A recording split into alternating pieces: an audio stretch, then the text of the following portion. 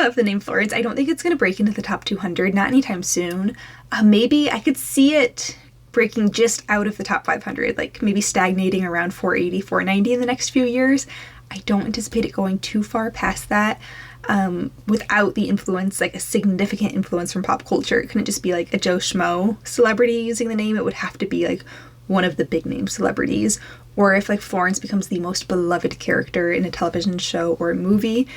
And again, it can't be like a Joe Schmo's character. It has to be like the lovable lead for it to like break into the top 200s. But I thought we could take a look at some numbers. Florence re-debuted in the top 1000 in 2017. It was one of 43 names that were in the top 1000 in 2017 that were not in the top 1000 in 2016. And here are those 43 names. Florence was the 34th most popular of those names that either debuted or re-debuted in 2017. And then just taking a look at how these names have performed since 2017. Here is the new ranking. So Florence is now 16. These ones crossed off aren't actually in order of how popular they currently are. They're just outside the top 1000, so I didn't bother to look up the rankings. But there are still 15 names ahead of Florence in popularity out of the ones that debuted in 2017. The first is Oakland with 2 L's. So you can see it debuted at 888 in 2017 and now it's 159, so there are some pretty significant leaps. Octavia had that initial huge leap to begin with, so it's ranked 594 when it debuted in the top 1000, and so then it's had smaller like growth since then, but still pretty consistent until now. It looks like it's starting to level out at 249. And then back to Florence just to kind of compare how that looks. I feel like the charts make it a little more impactful. So here's Florence versus Oakland,